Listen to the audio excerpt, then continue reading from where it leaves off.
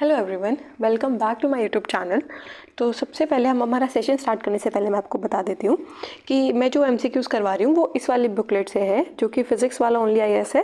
वो लोग निकालते हैं, ये अपने टेलीग्राम चैनल पर उन्होंने दे रखी है ये बुकलेट। तो इसमें 600 प्लस प्रैक्टिस क्वेश्चंस है, जो कि हमारा जो पॉलिटी का जो स्टैटिक पोर्शन है ना उसको कवर करता है। ठीक है, तो ये हर सेशन में निकालते हैं वो लोग। तो हम ये चारों तो कर चुके हैं, 4 चैप्टर। 5th चैप्टर हम इस वीडियो में अभी करेंगे। ओके, तो आप ये अगर आपको ये बुकलेट चाहिए, अगर आप इसको एमसीक्यूज पहले करना चाहते हैं तो आप उनके टेलीग्राम से इसको ले सकते हैं। दूसरी चीज़ ये है कि मैं डायरेक्ट बुकलेट से इसलिए नहीं पढ़ा रही हूँ क्योंकि उनके वहाँ पे क्या क्वेश्चन है, उसके जस्ट बाद में उन्होंने आंसर दिया हुआ है और पूरा एक्सप्लेनेशन उसके नीचे है। तो उस वजह से आप थोड़ा डिस्टर्ब हो जाते हो और आप उसको करेक्ट स्टेटमेंट को टिक नहीं कर पाते हो। ठीक है, तो प्रैक्टिस ढंग से नहीं हो पाएगी, इसलिए मैंने वहाँ से स्क्रीनशॉट लिया और फिर मैं आपको यहाँ पे पढ़ा रही हूँ। Okay, so let's begin with our first session, first question. तो एक सेकेंड स्टार्ट करते हैं। इसमें पूछा गया है कि how many of the above are included under the expression territory of India. ठीक है, कि इनमें से कौन सा टेरिटरी ऑफ इंडिया के अंडर में आता है। ठीक है, तो इसको पढ़ते हैं अपन एक बारी। स्टेट्स, यूनियन टेरिटरीज, स्टेट्स आता है, यूनियन टेरिटरीज आता है। थर्ड स्टेटमेंट कह रहा है territories that may be acquired by the government of India at any time. ठीक है, जैसे फॉर एग्जाम्पल पाकिस्तान है। ठीक है, और अगर अभी गवर्नमेंट ऑफ इंडिया कोई ऑपरेशन ले आए और पाकिस्तान को इंडिया में मर्ज कर दे, ठीक है, after winning the war obviously, तो एट एनी टाइम, कभी भी, अभी भी कर देना, तो वो जो टेरिटरी जो एक्वायर की है गवर्नमेंट ऑफ इंडिया ने, वो टेरिटरी ऑफ इंडिया का पार्ट होगी, यानी फिर पाकिस्तान टेरिटरी ऑफ इंडिया का पार्ट हो जाएगा। ओके, तो इसमें ये तीनों स्टेटमेंट करेक्ट है कि ये तीनों ही हर सिचुएशन में टेरिटरी ऑफ इंडिया के अंडर में आएंगे। ओके, नेक्स्ट देखो, with reference to the power of the parliament under article 3 of Indian constitution में, उसके बारे में दो स्टेटमेंट है और हमें बताना है कि आर्टिकल 3 से इनमें से कौन सा स्टेटमेंट करेक्ट है। ओके, तो पहला क्वेश्चन है the power of the parliament to diminish the area of a state includes secession of Indian territory to a foreign country. ये ऐसे कह रहा है कि जो पार्लियामेंट के पास पावर है कि जैसे अगर वो किसी स्टेट का एरिया डिमिनिश कर रही है, ठीक है, जैसे अभी उसने जम्मू एंड कश्मीर में जम्मू एंड कश्मीर को इतना कर दिया और ये वाला पार्ट लद्दाख बना दिया है ना, तो ये वाला पार्ट उसने लद्दाख बना दिया तो जम्मू एंड कश्मीर की टेरिटरी डिमिनिश कर दी। तो ये बोल रहा है कि यही जो पावर है ना पार्लियामेंट की, कि इसने एरिया डिमिनिश किया किसी स्टेट का, तो उसके अंदर ये पावर भी है उसके पास कि वो इंडियन टेरिटरी का किसी भी हिस्से को फॉरेन कंट्री को दे सकती है। विच मीन्स कि जैसे ये है जम्मू कश्मीर बनाया और ये लद्दाख बनाया, तो ये पीओके को पाकिस्तान को दे सकती है। ठीक है, ये कह रहा है कि पार्लियामेंट कर सकता है कि ये अंडर आर्टिकल 3। तो बेरूबार यूनियन केस में सुप्रीम कोर्ट ने कहा था कि आर्टिकल 3 में तुम किसी स्टेट का एरिया तो कम कर सकते हो, पर तुम्हें फॉरेन कंट्री को अगर इंडिया का कोई पार्ट देना है तो तुम्हें आर्टिकल 368 के अंदर अमेंडमेंट करना पड़ेगा। Got it? तो आर्टिकल 368 के अमेंडमेंट से होगा, ये अकेले आर्टिकल 3 से नहीं होगा। आ रही बात समझ में? तो ये वाला गलत हो गया। नेक्स्ट देखो, the territorial integrity of any state is guaranteed by the constitution of India. देखो ये बहुत दिखने में पॉजिटिव लग रहा है, बट ये बहुत ही गलत स्टेटमेंट है। इसके कहने का मतलब ये है कि हर स्टेट, इंडिया का जो कोई भी स्टेट है, जितने भी हैं, तो उन सब के पास टेरिटोरियल इंटीग्रिटी है कि जो गवर्नमेंट ऑफ इंडिया है वो उनका जो पार्ट है ना उसको कम ज़्यादा नहीं कर सकता है। जबकि हमने पास्ट हिस्ट्रीज में देखा है कि इतने स्टेट्स हमने डिवाइड किए हैं। अभी रिसेंट में देखो, जैसे तेलंगाना और आंध्र प्रदेश, इनका हमने एरिया अलग अलग किया, तो उनके पास, आंध्र प्रदेश के पास कोई टेरिटोरियल इंटीग्रिटी थोड़ी थी कि उसको हम नहीं हटा सकते हैं, उसको हम कम ज़्यादा नहीं कर सकते। गवर्नमेंट ऑफ इंडिया के पास ये पावर है, कोई टेरिटोरियल इंटीग्रिटी नहीं होती है स्टेट के पास कि भाई किसी भी स्टेट को बड़ा किया जा सकता है, किसी भी स्टेट को हटाया जा सकता है। तो ऐसा कुछ भी नहीं है, तो ये रॉन्ग हो गया, हमारा आंसर आ गया इसमें नाइदर 1 and 2। ओके, नेक्स्ट देखो, अंडर आर्टिकल 3, फिर से 3 में पूछा है form a new state by separation of territory from any state. ठीक है, कि कॉन्स्टिट्यूशन ऑथराइज करती है पार्लियामेंट को कि वो एक नया स्टेट बना सकती है bye separation of territory from any state. अभी हम ऊपर पढ़ के आए हैं, ऐसा किया जा सकता है। ठीक है, जैसे जम्मू एंड कश्मीर में किया था और इसमें नया स्टेट बनाया था ना, ये तेलंगाना बनाया था किससे? आंध्र प्रदेश से। ठीक है, तो ये किया जा सकता है। उसके बाद में to be admitted into union of India new states. ठीक है, आर्टिकल 3 में जो यूनियन ऑफ इंडिया है उसके अंदर नए स्टेट को ऐड करना, ठीक है, ये आर्टिकल 2 में होता है। एक सेकेंड, आर्टिकल 2 में देखो इसको ऐसे याद करना कि आर्टिकल 2 में पहले हम बाहर वालों के बारे में बात करते हैं कि बाहर वालों को कैसे सल्टाया जाए। तो बाहर से अगर किसी स्टेट को इंडिया में इंक्लूड करना है हमें, तो वो आर्टिकल 2 में होता है। और अपना ही स्टेट, अगर इंडिया का कोई खुद का स्टेट है, उसका नाम चेंज करना है, उसका एरिया कम ज़्यादा करना है, तो ये जो सारी चीज़ें होती है वो आर्टिकल 3 में होगी। ओके, पहले बाहर वालों को देखेंगे फिर खुद को देखेंगे। ओके, तो जो एडमिट करना है, अगर यूनियन ऑफ इंडिया में कोई नया स्टेट लगाना है तो वो आर्टिकल 2 में होगा।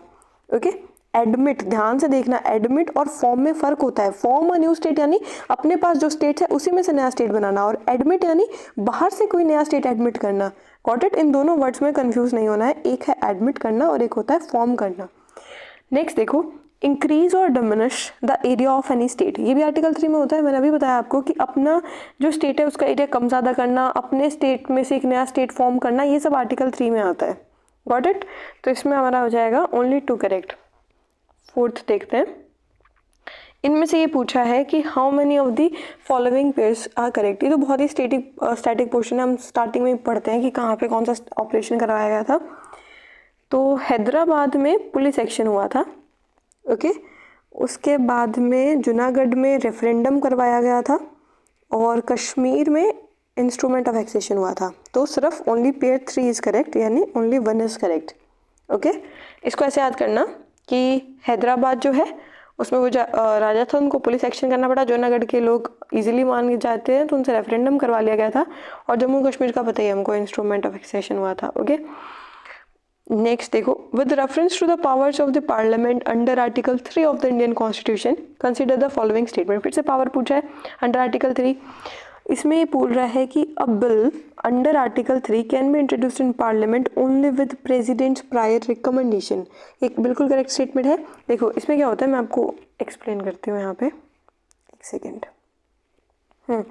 तो देखो सबसे पहले क्या होता है कि एक बिल जो होता है ड्राफ्ट तैयार करती है, ठीक है, होम मिनिस्ट्री, और वो प्राइम मिनिस्टर के प्रायर रिकमेंडेशन से, मतलब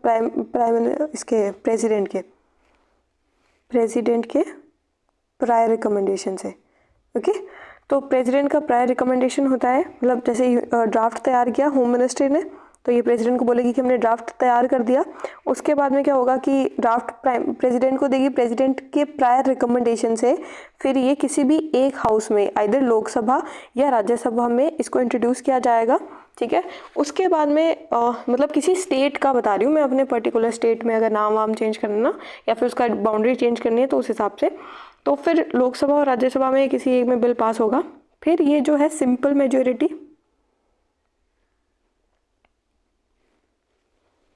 ठीक है, सिंपल मेजोरिटी से पास ऑन करेंगे। उससे पहले क्या होता है कि एक यहाँ पे स्टेट का जो प्रायर रिकमेंडेशन होता है वो भी चाहिए होता है, कि जिस स्टेट का हम नाम चेंज कर रहे हैं ना उससे भी पूछना पड़ता है। ठीक है, उसका जो ओपिनियन है वो हमको लेना पड़ता है, स्टेट को रेफर किया जाता है।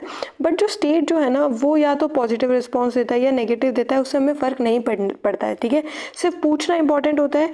ठीक है, कि हमने पूछ लिया आपसे क्या बता दो, आप क्या चाह रहे हो, पॉजिटिव नेगेटिव वो दे देगा। उसके बाद में हमारा चॉइस है, प्रेसिडेंट का चॉइस है, वो चाहे तो बनाए, वो चाहे तो नहीं बनाए। सिर्फ पूछना इज़ इम्पॉर्टेंट।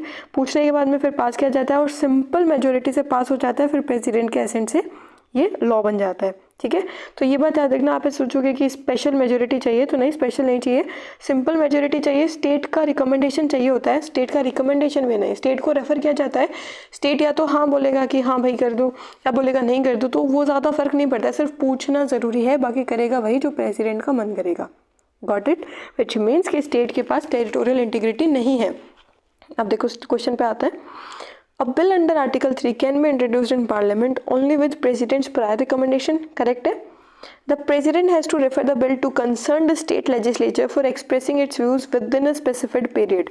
ठीक है, तो हाँ, जो अपने अभी पढ़ा हमने कि भाई जो प्रेसिडेंट है वो रेफर करेगा बिल कि कंसर्न स्टेट लेजिस्लेचर को, जिसके बारे में बात हो रही है, जिसके बारे में बिल पास हो रहा है, उसको रेफर करेगा, और उसको with in specified period of time में बताना पड़ेगा कि भाई अपने व्यूज़ एक्सप्रेस करने पड़ेंगे। ओके, तो इसमें हमारा both the statements are correct. Hold on, या both the statements are correct.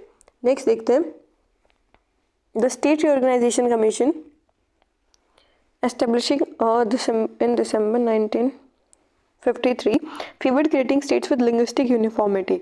ये कह रहा है कि जो स्टेट रिऑर्गेनाइजेशन कमीशन है जो दिसंबर 1953 में बनी थी, उसने ये बोला था कि जो स्टेट्स है वो लिंग्विस्टिक यूनिफॉर्मिटी की पे बना दो। ठीक है, तो ये वही थी जिस फैजल अली कमीशन, इसी ने बोला था कि लिंग्विस्टिक जो है लैंग्वेजेस है उनके आधार पे तुम स्टेट्स बना सकते हो। ठीक है, तो ये फेवर किया था, इन्होंने यही रिकमेंडेशन की थी कि तुम स्टेट बनाओ जिसमें लैंग्वेज की यूनिफॉर्मिटी हो। ठीक है, जैसे पंजाबी बोलने वाले पंजाब में जाओ, राजस्थानी वाले राजस्थान में, तो दैट सॉर्ट ऑफ। ठीक है, तो हाँ ये 1953 वाली कमीशन ने बोला था। उसके बाद में the constitution of India provides symmetrical representation in Rajya Sabha for every state. ये बहुत बहुत इंपॉर्टेंट है, इसको एकदम मार्क कर लो क्योंकि ये बहुत पॉजिटिव स्टेटमेंट बनाता है और अपन उस टाइम एग्जाम के प्रेशर में सोच नहीं पाते हैं। ऐसा कह रहा है कि कॉन्स्टिट्यूशन ऑफ इंडिया वो प्रोवाइड करता है, कॉन्स्टिट्यूशन ऑफ इंडिया प्रोवाइड करता है सिमेट्रिकल रिप्रेजेंटेशन। सिमेट्रिकल यानी गोवा और राजस्थान इनकी सेम नंबर ऑफ सीट्स है राज्यसभा में। ऐसा है नहीं है ना, ऐसा गोवा के पास कम सीट्स है, राजस्थान के पास ज़्यादा सीट्स है। ऑफ कोर्स पॉपुलेशन के बेसिस पे होता है, तो ये असिमेट्रिकल है। ठीक है, ये क्या है, असिमेट्रिकल है और ये सिमेट्रिक वाइज नहीं है, तो हमारा only one statement is correct. Okay, next देखते हैं 7th question. With reference to the state reorganisation commission in India consider the following statement. Fazal Ali commission proposed the one language one state principle for solving the rising demand of separate states। देखो एक होता है language, देखो दो चीज़ें होती हैं मैं बताती हूँ आपको। एक होता है लैंग्वेज यूनिफॉर्मिटी, ओके, कि एक तो है लैंग्वेज की यूनिफॉर्मिटी है कि देखो राजस्थान में, जैसे राजस्थान पंजाब में भी जो पंजाबी लैंग्वेज बोलते हैं, तो जैसे फॉर एग्जांपल ये स्टेट है तो यहाँ के लोगों की अलग पंजाबी होगी, यहाँ के लोगों की अलग पंजाबी होगी और यहाँ के लोगों की अलग पंजाबी होगी, but it come under one uniform language which is Punjabi. ठीक है, वैसे ही सेम राजस्थान में कोई खड़ी बोली बोलता है, कोई दूसरी बोली बोलता है, तो सबकी जैसे जैसे आप बॉर्डर क्रॉस करते जाओगे थोड़े थोड़े डिस्ट्रिक्ट्स की, तो लैंग्वेज चेंज होती जाएगी, पर वो come under one uniform name which is Punjabi basically. तो जो फैजल अली कमीशन है उसने ये बोला था कि एक यूनिफॉर्म लैंग्वेज पे स्टेट होना चाहिए, उसने ये नहीं बोला one language equal to one state. इस हिसाब से तो मतलब कम से कम 500 स्टेट्स बन जाते हैं इंडिया में अगर ये फॉर्मूला लाते, तो one language one state, this was not the rule. Okay, ये वन लैंग्वेज वन स्टेट वाला कुछ ये बकवास है, ऐसा कुछ भी नहीं हुआ था, तो इसको अच्छे से याद रखना। ये तो इनकरेक्ट स्टेटमेंट हो गया। इन्होंने बोला था कि जो हम ऊपर पढ़ गया ना अभी, एक सेकेंड, ये रहा लिंग्विस्टिक यूनिफॉर्मिटी, ये करेक्ट वर्ड है यूज़ करने का। ओके, तो ये इनकरेक्ट हो गया। उसके बाद में देखो the Dhar commission and JVP committee rejected language as the basis for reorganisation of the states, ये करेक्ट स्टेटमेंट है। जवाहरलाल नेहरू जी के अंडर में जो कमेटी थी और जो धार कमीशन थी, इन दोनों ने रिजेक्ट कर दिया था कि जो लैंग्वेज है उसके बेसिस पे हम स्टेट्स नहीं बनाएंगे। ठीक है, तो ओनली 2 इज करेक्ट। नेक्स्ट देखते हैं, in the context of new states and union territories created after 1956 in India consider the following statement. ठीक है, India acquired Goa, Daman and Diu from Portuguese by the means of plebiscite. ठीक है, कि India ने गोवा, दमन and Diu को Portuguese से military action से लिया था, प्लेबिसाइट से नहीं लिया था। ठीक है, मिलिट्री एक्शन इन 1961, इतनी आसानी से पोर्टुगीज नहीं माने थे, हमने मिलिट्री एक्शन किया था और हमने उसके बाद में गोवा, दमन एंड दीव को कैप्चर कर लिया था। ठीक है, तो which is not by a plebiscite, which is by, और इसके बाद में इनको ऐड किससे किया था, 20th कॉन्स्टिट्यूशनल अमेंडमेंट एक्ट से। Got it. और उसके बाद में ये वाला हमारा स्टेटमेंट हो गया इनकरेक्ट। नेक्स्ट देखो, state reorganisation act of 1956 bifurcated Andhra Pradesh into 2 separate states. ये तो अभी रिसेंट में हुआ है ना यार, 2014 में आंध्र प्रदेश और तेलंगाना बनाया, तो ये दोनों इनकरेक्ट स्टेटमेंट है और हमसे पूछा गया है कि इनकरेक्ट बताना है, तो हमारे दोनों स्टेटमेंट ही इनकरेक्ट है।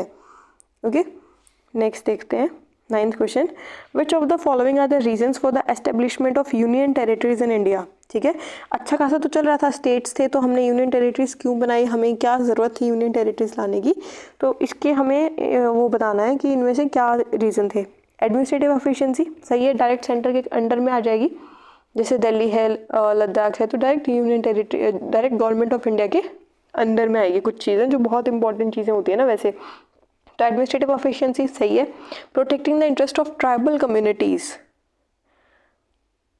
हाँ ये भी कह सकते हैं, जैसे लद्दाख में कुछ ट्राइब्स रहती हैं तो हाँ, ये भी एक रीज़न हो सकता है। प्रिजर्विंग कल्चरल यूनिकनेस, ये भी चलो ठीक है। प्रिजर्विंग कल्चरल यूनिकनेस, ठीक है। अगर जैसे मान लो गोवा है, ठीक है, तो बहुत छोटा सा एरिया है, वो पहले यूनियन टेरिटरी था, स्टेट नहीं था, तो उसको चाहते तो महाराष्ट्र में या फिर केरला में कहीं पे भी मिक्स कर देते थे, कर्नाटका में डाल सकते थे, बट उसको इंडिविजुअली अलग रखा क्योंकि वो अलग था, वहाँ के लोगों का अलग कल्चर था। तो ये भी एक रीज़न हो सकता है कल्चर यूनिकनेस वाला। उसके बाद में स्ट्रैटेजिक सिग्निफिकेंस, ये तो चलो है ही, पॉलिटिकली सही है। तो ये चारों ही स्टेटमेंट करेक्ट हो गए हमारे एक हिसाब से। नेक्स्ट देखो, ये शायद लास्ट क्वेश्चन है। Consider the following statements with reference to the union territory of Delhi. Delhi के अराउंड क्वेश्चन है।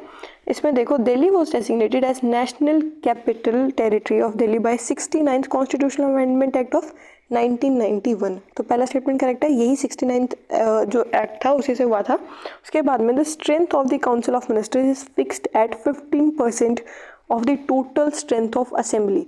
ये वाला इनकरेक्ट स्टेटमेंट है। देखो, ये जो 15% है ना, ये बाकी उसमें है लोकसभा वगैरह में, यहाँ पे ऐसा नहीं है। यहाँ पे ऐसे था फिक्स्ड एट 10%। ओके, तो स्पेसिफिकली ये दिल्ली में याद रखना, it is 10%, not 15%। Okay, 10% council of minister जो है वो 10% होना चाहिए पूरी असेंबली के स्ट्रेंथ के।